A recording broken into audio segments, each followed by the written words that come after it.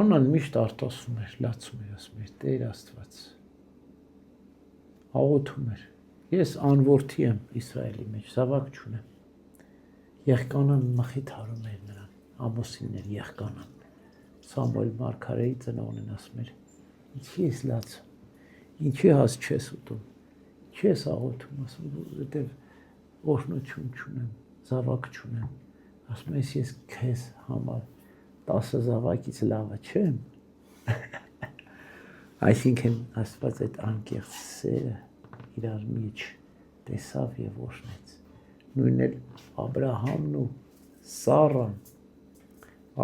Սառան շատ սիրով զույգ էին, և ասում է Պետրոս առաքյալն ասում է Սառան Աբրահամին իրեն Տեր էր կոչում, թիր ասում ամուսին ասում էր Տեր, հնում է ձեր Տեր էին, դրա համար էլ մենք եկեղեցում երբ որ գնում ենք, ամուսնուն ասում են Տեր ես, տիրություն պետք է անես, իրապես Աբրահամը տիրություն էր անում Սառային, ու հնազանդ էր, սիրով էր կապված, Սառան բզբզեց, ասեց գնա Ագարի հետ, երեխա ունեցի, ասել ինձ պետք չէ, գնա, լավ, որ ասում ես, գնա, հիմա այդ ձեր միաբանությունն ու սերը Աստված տեսնելով օրհնելու է ինչպես Աննային ու Եղկանային, ինչպես Աբրահամին ու Սառային։ Նարեկացին Աննայի մասին բան ունի, չէ, գլուխ ունի, որ ասում է 7 զավակներով օրհնեց։ Ուխտ արեց Աննան եւ ասաց, որ այս զավակս որ ծնվեց, քեզ եմ նվիրելու։ Եվ ով եղավ Սամուել մարգարեն։ Հզորագույն մարգարե Սամուել նշանակում է Աստված լսեց։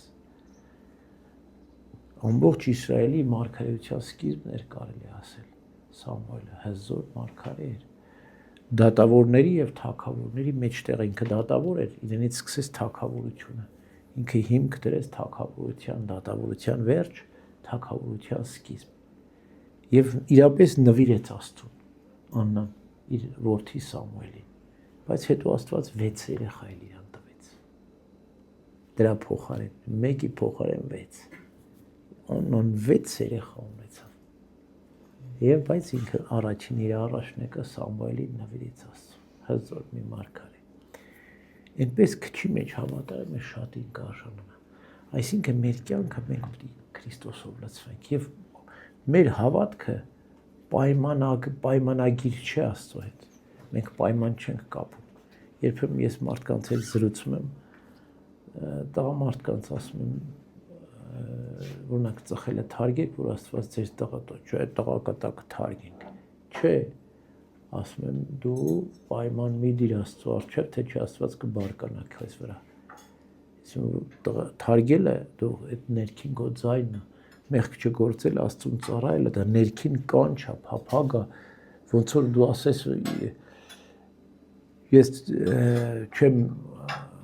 ապրի, չեմ ջուր խմի, ջուր խմես, որ ապրես, չէ դու։ Այդպես էլ մեր հավատքը պայմանով չի, պայմանագիրը մենք չենք կապում Աստծո հետ։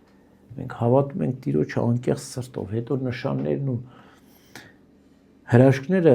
հավատացյալների համար չեն, այլ անհավատների, ասում է Պողոս առաքյալը։